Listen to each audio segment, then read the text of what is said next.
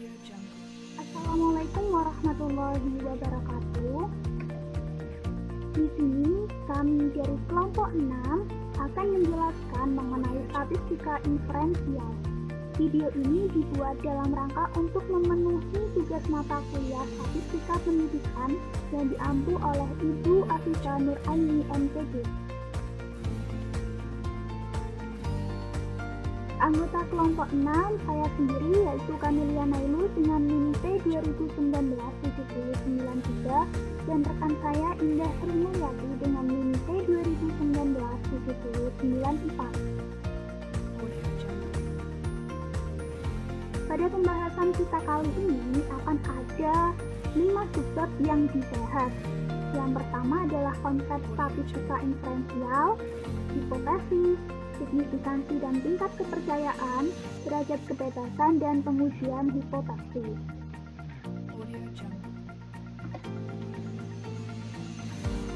Pertama adalah konsep statistika inferensial.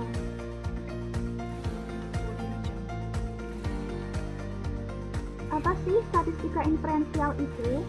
Menurut N. Gerlinger adalah kelanjutan atau pengembangan dari statistika deskriptif yang mana dilakukan dengan berbagai perkiraan atau estimasi mengenai populasi berdasarkan data sampel yang sudah terkumpul. Dari pengertian ini bisa kita fokuskan pengertian statistika inferensial ini terletak pada poin perkiraan atau estimasi mengenai populasi tertentu, populasi yang berdasarkan data sampel. Jadi dari populasi itu diambil sampelnya. Dan juga pada statistika inferensial ini memiliki ruang lingkup pada teori penaksiran dan pengujian serta pada aturan-aturan dalam penarikan kesimpulan. Secara umum, statistika inferensial dibagi menjadi dua, yaitu statistika parametrik dan statistika non-parametrik. Apa perbedaan di antara keduanya? Perbedaan antara keduanya pada jenis data, statistika parametrik memerlukan skala pengukuran minimal bentuk interval dan rasio, sedangkan pada statistika non-parametrik berbentuk nominal dan ordinal. Pada data berdistribusi normal, statistika parametrik harus memenuhi kurva normal, sedangkan statistika non-parametrik tidak perlu membentuk kurva normal. Pada karakteristik asumsi parametrik, statistika parametrik harus memenuhi sesuai dengan asumsi masing-masing pengujian, sedangkan statistika non-parametrik tidak perlu memenuhi asumsi masing-masing pengujian. Jadi di antara perbedaan ini, antara perbedaan statistika parametrik dan statistika non-parametrik, yang paling ketat yaitu pada statistika parametrik.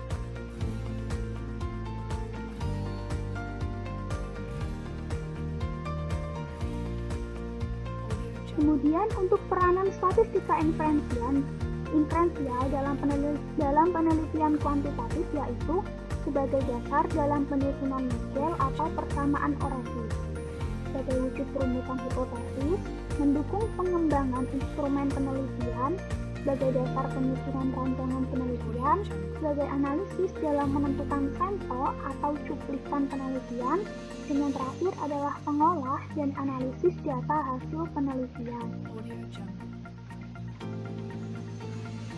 Lalu, hal-hal apa saja yang perlu diperhatikan dalam analisis data dengan statistika inferensial? Yang pertama adalah populasi dan sampel. Populasi adalah keseluruhan individu yang ada dalam subjek penelitian, sedangkan sampel adalah beberapa individu yang diambil sebagai subjek penelitian. Jadi dapat disimpulkan bahwa sampel adalah bagian dari populasi. Kemudian yang kedua adalah sampling. Sampling adalah teknik pengambilan sampel. Secara umum, sampling ini dibagi menjadi dua, yaitu teknik probability dan teknik non-probability. Pada teknik probability, memungkinkan semua anggota populasi memperoleh kesempatan untuk menjadi anggota sampel. Sedangkan pada non-probability, tidak berdasarkan pada peluang yang sama bagi setiap anggota populasi untuk menjadi anggota sampel. Lalu hal yang terakhir yang perlu diperhatikan yaitu jenis data. Secara umum jenis data itu ada dua. Yang pertama adalah data kuantitatif dan data kualitatif. Seperti kita ketahui bahwa statistika inferensial ini menggunakan fokus pada data kuantitatif, yaitu data yang berbentuk angka. Lalu bagaimana ketika datanya berbentuk kalimat atau pernyataan, atau biasa disebut dengan data kualitatif? Maka solusinya harus dikuantifikasi terlebih dahulu. Dalam artian di sini dikuantifikasi itu dimodifikasi bagaimana supaya bisa berbentuk angka. Seperti contoh ketika ditanya tingkat kesetujuan siswa terhadap media pembelajaran yang dipakai. Nah, pasti ada yang menjawab setuju, kurang setuju, atau bahkan tidak setuju. Nah, itu bisa kita beri skor di masing-masing kategori tersebut. Ketika tidak setuju maka nilainya 1, ketika kurang setuju maka nilainya 2, ketika setuju nilainya 3. Nah, kurang lebih seperti itu.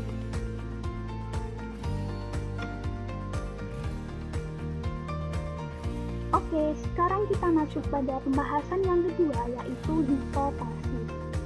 Apa sih hipotesis itu? Jadi, hipotesis berasal dari bahasa Yunani, yaitu hupo dan tesis. Hupo itu artinya lemah, kurang, atau di bawah.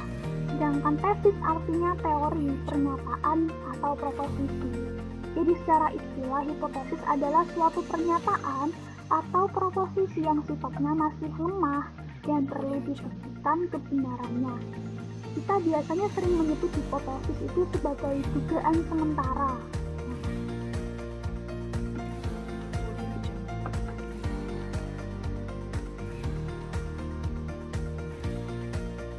Dalam pengujian hipotesis akan terdapat dua macam hipotesis secara umum, yaitu hipotesis nol dan hipotesis alternatif. Harus kita ketahui bahwa antara hipotesis nol dan hipotesis alternatif ini masuk pada subbagian hipotesis statistik. Jadi hipotesis nol dan hipotesis alternatif ini masuk pada sini ya, hipotesis statistik ini. Nah, kemudian apa sih hipotesis non-direksional itu? Hipotesis non-direksional adalah hipotesis yang menyatakan hubungan atau perbedaan, tetapi tidak memberikan indikasi mengenai arah dari perbedaan tersebut. Contohnya seperti apa?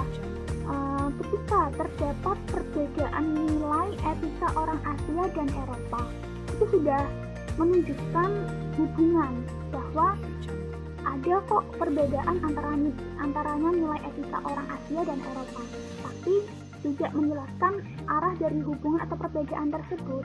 Jadi arahnya mau kemana itu tidak dijelaskan, pokoknya ada perbedaan di antara keduanya. Kalau hipotesis direksional itu lebih spesifik, yaitu menyatakan hubungan antara dua variabel atau lebih, tapi terarah.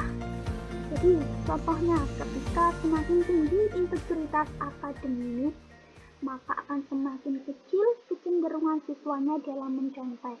Nah, jadi sudah ada arah dari keterkaitan atau hubungan dua variabel tersebut.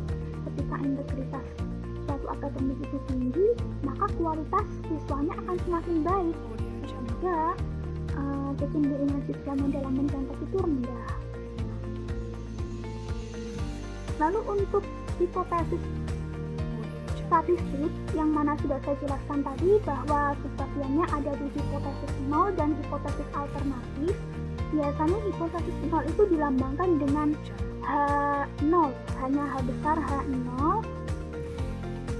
Dan kalau hipotesis alternatif itu biasanya HA, H besar dan A kecil. Nah, kalau hipotesis nol itu biasanya sebagai dasar pembanding dari suatu penelitian.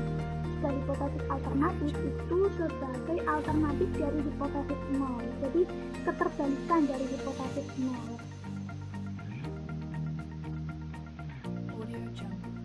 Jika hipotesis nol itu ditolak, maka hipotesis alternatif itu bekerja untuk menerima.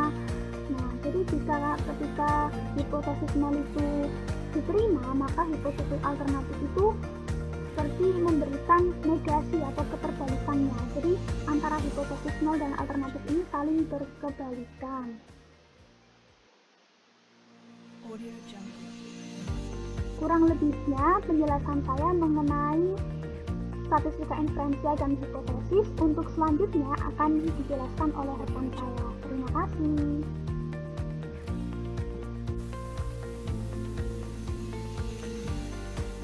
Bismillahirrahmanirrahim. Assalamualaikum warahmatullahi wabarakatuh. Perkenalkan, nama saya Indah Sri Mulyati, NIM T 2019-7094. Di sini saya akan menjelaskan terkait dengan signifikansi dan tingkat kepercayaan. Nah, apa itu signifikansi dan apa itu tingkat kepercayaan? Jadi, pengertian dari signifikansi sendiri itu merupakan tingkat ketepatan atau presisi terkait dengan kesalahan dalam pengambilan sampel atau sampling error, dan merupakan jangkauan di mana nilai populasi yang tepat diperkirakan.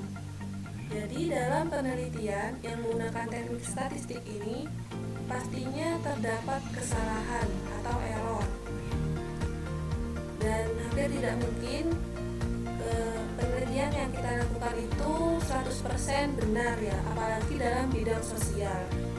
Jadi sebelum melakukan penelitian, peneliti itu biasanya menetapkan terlebih dahulu berapa tingkat signifikansi atau tingkat kesalahan yang akan diterima. Lalu selanjutnya ada tingkat kepercayaan atau dikenal juga dengan confidence interval atau risk level. Itu merupakan tingkat kepercayaan dalam suatu penelitian atau standar toleransi terhadap tingkat kesalahan suatu penelitian. Nah, berbanding terbalik dengan signifikansi, jadi ini tingkat kepercayaan itu merupakan tingkat di mana kita itu penelitian yang kita lakukan itu bisa diyakini kebenarannya. Jadi antara signifikansi dan tingkat kepercayaan itu memiliki hubungan ya. Nah, di sini taraf signifikansi itu kan digunakan untuk menentukan peluang kesalahan. Jadi semakin kecil taraf signifikansinya, maka semakin kecil pula tingkat kesalahan. Jadi antara taraf signifikansi dan tingkat kesalahan itu berbanding lurus ya. Nah, untuk hubungannya dengan tingkat kepercayaan, jadi semakin kecil taraf signifikansi, maka semakin besar juga tingkat kepercayaannya.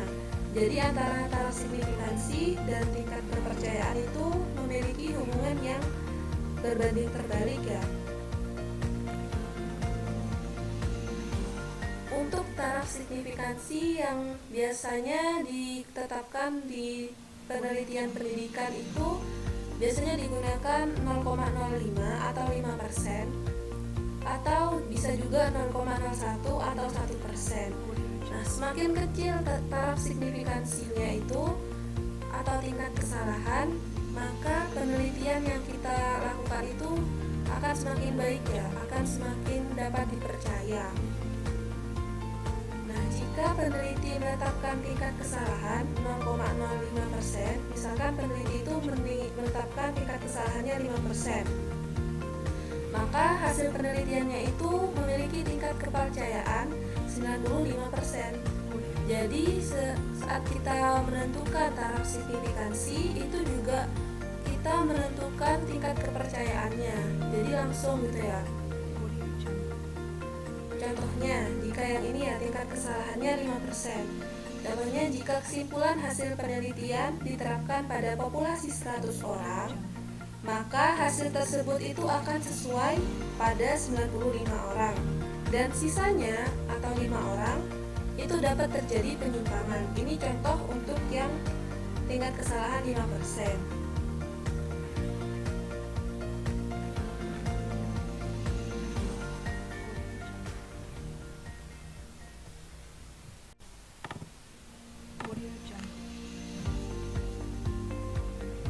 Selanjutnya yaitu derajat kebebasan.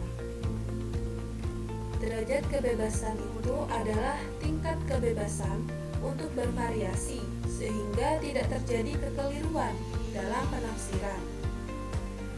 Rumus derajat kebebasan itu ditulis sebagai df sama dengan n-2 atau df sama dengan n-3.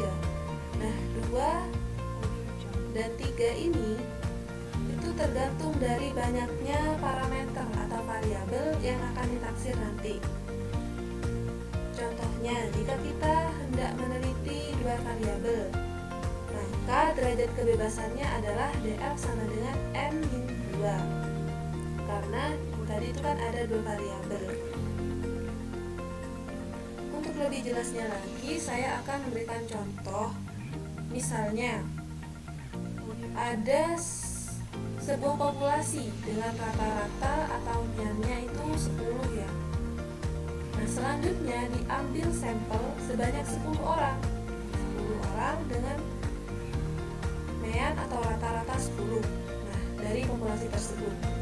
Pertanyaannya, berapa banyak orang yang diambil secara bebas? Jadi, dalam penyelesaiannya, kita ambil saja dari orang pertama, itu diambil secara bebas. Misal dia punya skor 14. Lalu orang kedua sampai orang ke-9 berturut-turut kita ambil secara bebas juga dengan skor seperti ini ya. 8, 15, 6, 11, 14, 8, 6, dan 5. Ini kita ambil dari orang pertama sampai orang ke-9 secara bebas.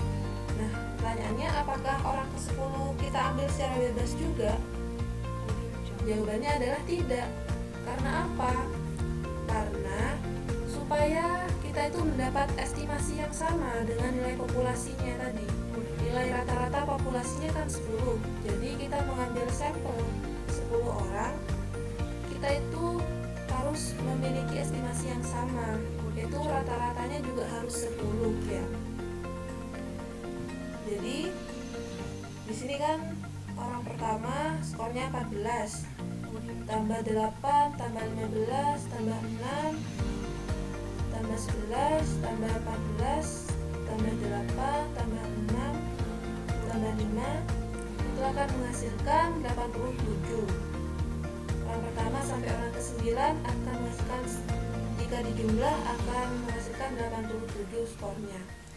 Nah, orang ke-10 kita harus tentukan berapa supaya nilai rata-ratanya itu sama atau meannya itu sama 10. Nah, 87. Jadi di sini kan totalnya itu harus 100 ya supaya rata-ratanya itu kan sama. Jadi ini harus 100 nilai skornya. Jadi kurang berapa? Jadi kurang 13 ya. 87 ditambah 13 kan hasilnya 100. Jadi orang ke-10 kita tentukan skornya itu kita ambil yang skornya 13 supaya antara populasi dan sampel yang kita ambil itu mempunyai estimasi, yaitu nilai populasi, nilai rata-ratanya itu sama ya, nilai rata-ratanya sama 10. Jadi 100 dibagi 10 kan hasilnya adalah 10 juga, sama dengan nilai populasinya. Nah, dari perhitungan yang tadi itu kita hanya mengestimasi atau menaksir satu parameter, yaitu orang ke-10 kan tadi yang kita estimasi. Nah, oleh karena itu kita hanya kehilangan 1 derajat kebebasan, sehingga derajat kebebasan yang kita miliki adalah ini n-1. Nah, ini kan bisa berubah-ubah tergantung dari berapa banyak parameter yang akan kita ambil. Nah, di sini dalam kasus ini 10 dikurangi 1 sama dengan 9. Jadi derajat kebebasannya adalah 9. Kita bebas mengambil orang itu sebanyak 9 orang. Seperti itu.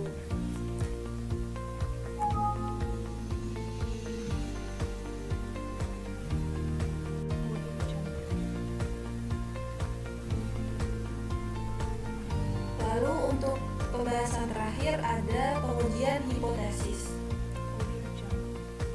Prinsip dalam pengujian hipotesis ini yaitu membandingkan nilai sampel atau data hasil penelitian dengan nilai hipotesis yang kita ajukan atau nilai populasinya.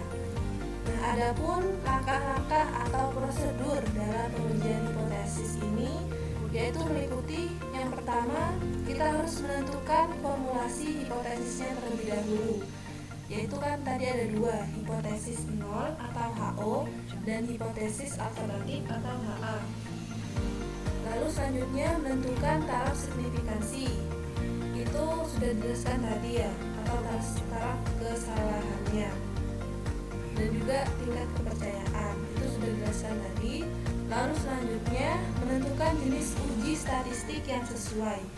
Nah, kita dalam menentukan jenis uji statistik itu berdasarkan jenis penelitian apa yang kita lakukan dan tujuannya itu seperti apa. Nah, apakah itu termasuk uji hubungan atau uji beda atau perbandingan, dan apakah itu uji pengaruh, itu kita tentukan berdasarkan uji apa yang kita lakukan. Selanjutnya yaitu melakukan perhitungan nilai tes statistik yang digunakan. Nah, lalu menentukan kriteria pengujiannya. Menentukan kriteria pengujian ini adalah menentukan titik kritis. Biasanya dilihat dari nilai tabel statistiknya itu yang akan dibandingkan dengan nilai hasil perhitungan statistik sesuai dengan bentuk pengujiannya. Lalu selanjutnya membandingkan nilai hitung yang diperoleh dengan nilai kritis. Nah, pada tabel sesuai dengan jenis uji statistik yang digunakan, jika nilai hitungnya itu lebih besar daripada nilai kritis pada tabel, maka HO atau hipotesis nolnya itu ditolak, dan begitu pun sebaliknya. Jika nilai hitung lebih kecil daripada nilai tabel, maka hipotesis nolnya itu tidak ditolak. Dan yang terakhir adalah membuat kesimpulan. Nah, membuat kesimpulan di sini itu berarti menarik suatu keputusan, apakah itu menerima atau menolak hipotesis yang kita ajukan sesuai dengan kriteria pengujiannya. Nah, dalam pembuatan kesimpulan ini dilakukan setelah membandingkan nilai uji statistik dengan nilai kritis yang diperoleh dari melihat tabel statistik yang sesuai ya. Nah, untuk jenis uji statistiknya itu akan dibahas oleh kelompok-kelompok selanjutnya. Di sini kelompok kami hanya menjelaskan secara umum prosedur pengujian hipotesisnya saja. Baik, cukup sekian yang dapat kelompok kami sampaikan. Kurang lebihnya kami mohon maaf dan terima kasih atas perhatiannya. Akhir kalam, wassalamualaikum warahmatullahi wabarakatuh.